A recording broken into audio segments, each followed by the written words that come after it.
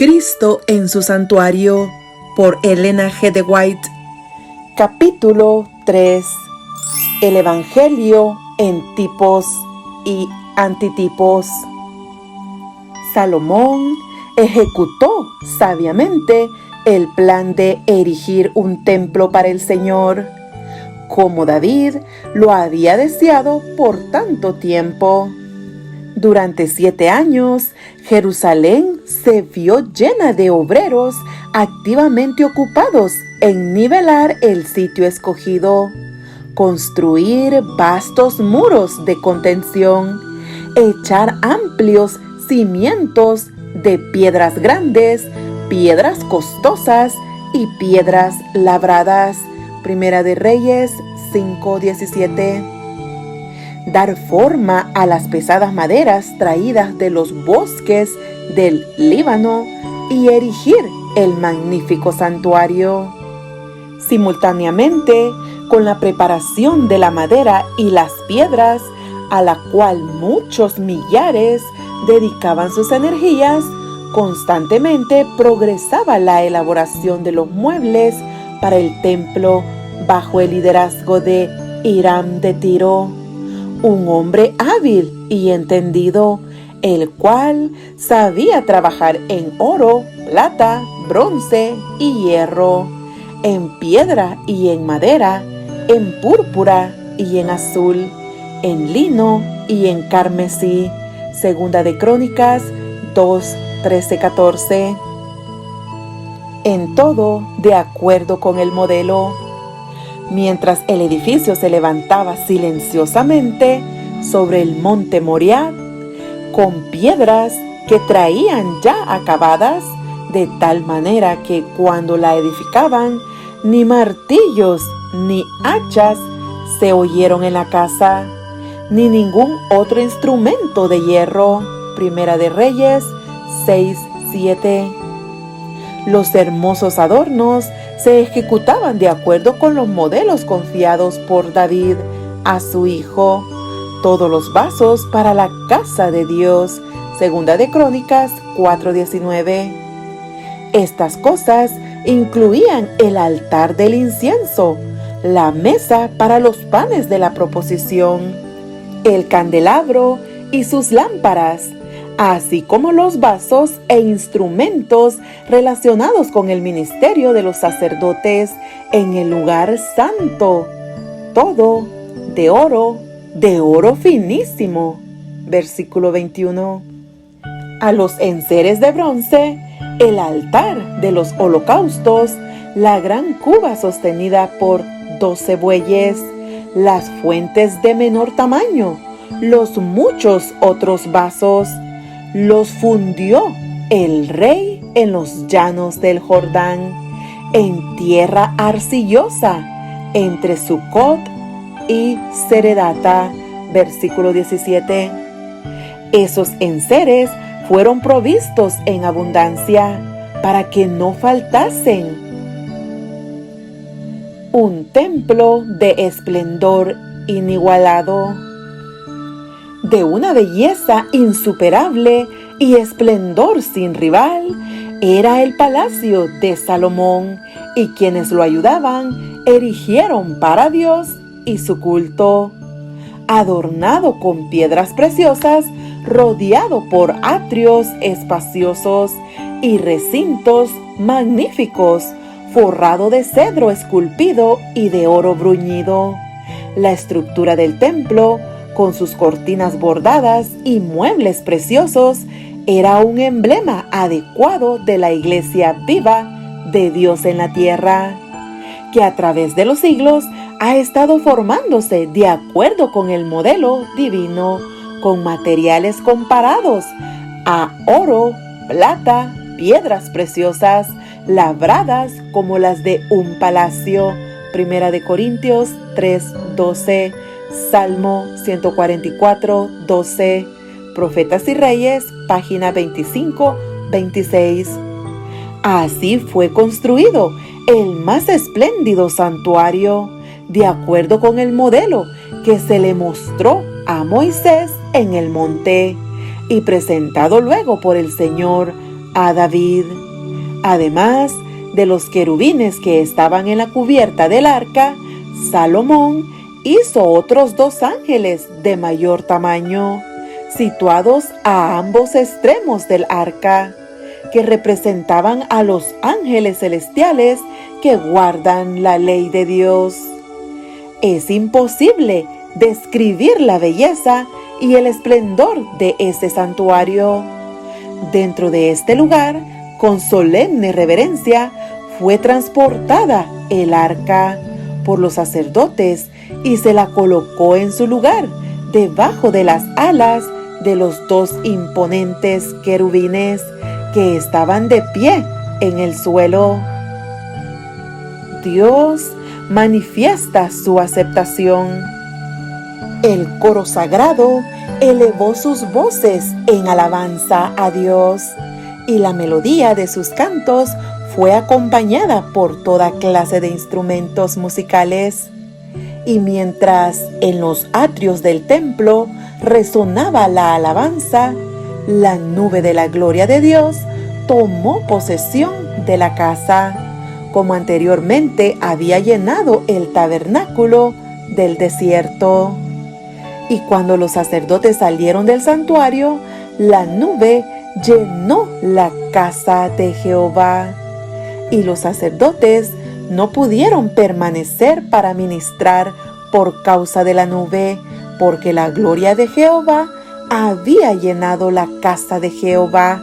Primera de Reyes 8, 10, 11. Así como el santuario terrenal, edificado por Moisés, de acuerdo con el modelo que se le mostró en el monte, así el templo de Salomón, con todos sus servicios, era un símbolo para el tiempo presente, según el cual se presentan ofrendas y sacrificios. Y sus 2 compartimientos sagrados eran figura y sombra de las cosas celestiales. Cristo, nuestro gran sumo sacerdote, es un ministro del santuario y de aquel verdadero tabernáculo que levantó el Señor y no el hombre. Hebreos 9, 9, 8, 5 y 8, 2. Todo el sistema de los tipos y símbolos era una profecía resumida del Evangelio, una presentación en la cual estaban resumidas las promesas de la redención. Se pierde de vista el antitipo. El Señor Jesús era el fundamento de todo el sistema judaico. Su imponente ritual fue ordenado divinamente. El propósito de él era enseñar a la gente que en el tiempo prefijado vendría uno a quien señalaban esas ceremonias. Al apartarse de Dios, los judíos perdieron en gran medida la visión de lo que enseñaba el servicio ritual. Ese ritual había sido instituido por Cristo mismo. En todas sus partes era un símbolo de Él y había sido llenado de vitalidad y belleza espiritual. Pero los judíos perdieron la vida espiritual de sus ceremonias y se aferraron a las formas muertas. Confiaban en los sacrificios y los ritos en sí mismos, en vez de confiar en aquel a quien éstos señalaban. Con el fin de suplir lo que habían perdido, los sacerdotes y rabinos multiplicaron los requerimientos de su invención. Y cuanto más rígidos se volvían, tanto menos del amor de Dios se manifestaba.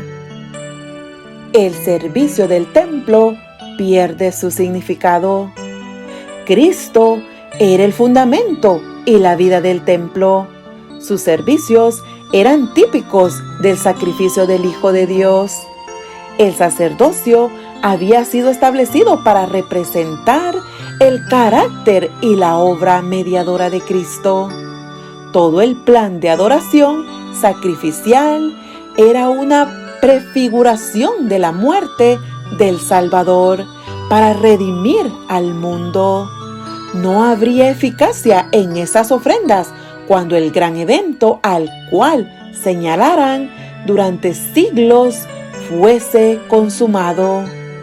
Puesto que todo el sistema ritual simbolizaba a Cristo, no tenía valor sin él.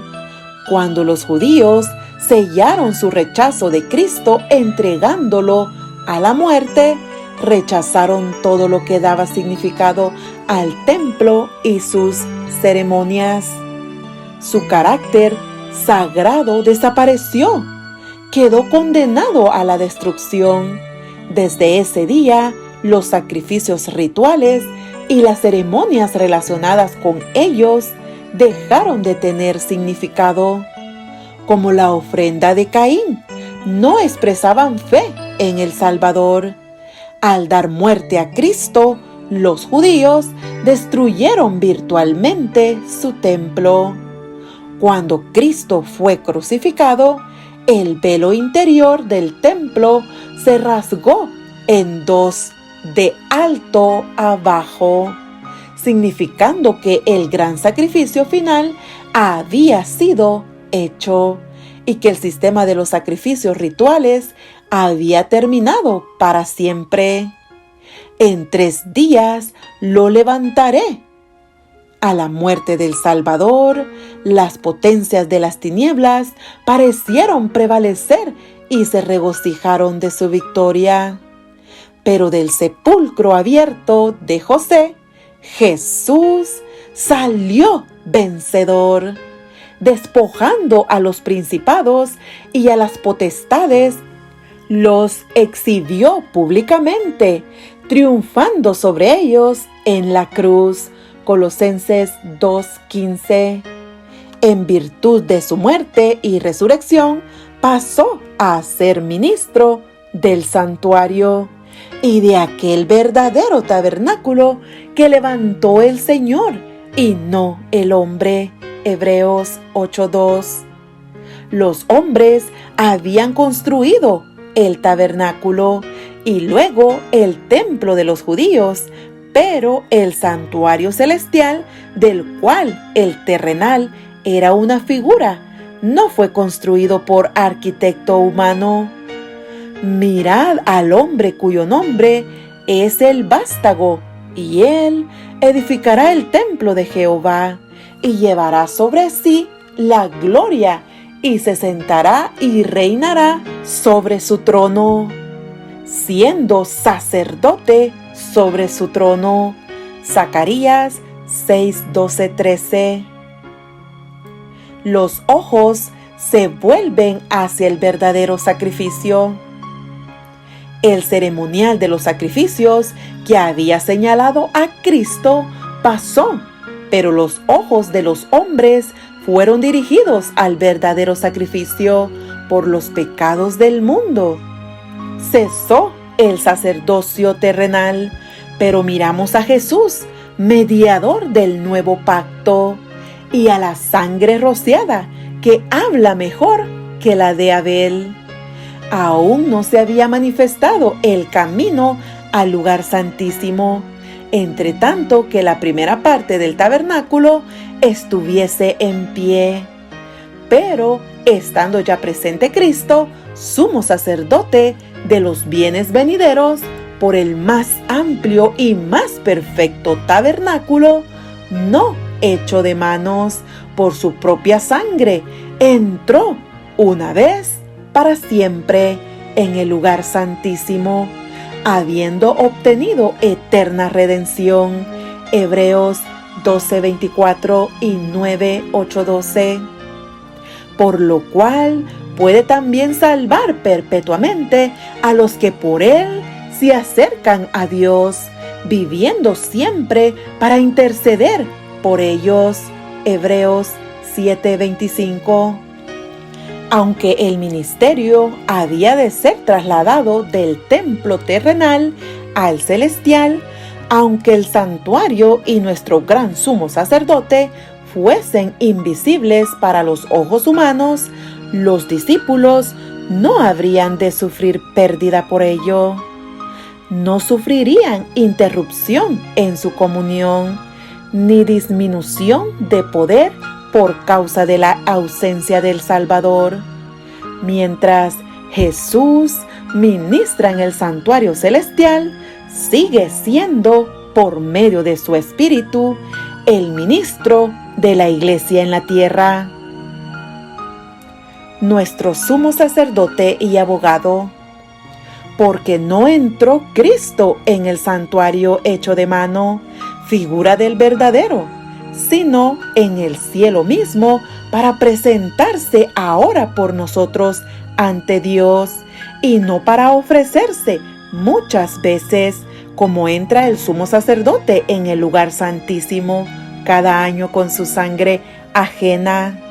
De otra manera, le hubiera sido necesario padecer muchas veces desde el principio del mundo, pero ahora, en la consumación de los siglos, se presentó una vez para siempre por el sacrificio de sí mismo para quitar de en medio el pecado.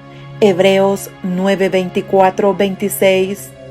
Pero Cristo, habiendo ofrecido una vez para siempre un solo sacrificio por los pecados, se ha sentado a la diestra de Dios. Cristo entró una sola vez en el lugar santo para obtener por nosotros eterna redención, por lo cual puede también salvar perpetuamente a los que por Él se acercan a Dios, viviendo siempre para interceder por ellos. 7:25. Se calificó a sí mismo para ser no solamente representante del hombre, sino también su abogado, de modo que toda alma, si así lo desea, puede decir: tengo un amigo en la corte, un sumo sacerdote que se compadece de mis flaquezas. El santuario que está en el cielo es el mismo centro de la obra de Cristo en favor del hombre. Concierne a toda alma viviente sobre la tierra. Abre ante la vista el plan de redención, proyectándonos hasta el mismo fin del tiempo y revelando el resultado triunfal del conflicto entre la justicia y el pecado. Es de la mayor importancia que todos investiguen cuidadosamente estos temas y así estén capacitados para dar respuesta a todos los que demanden razón de la esperanza que hay en ellos.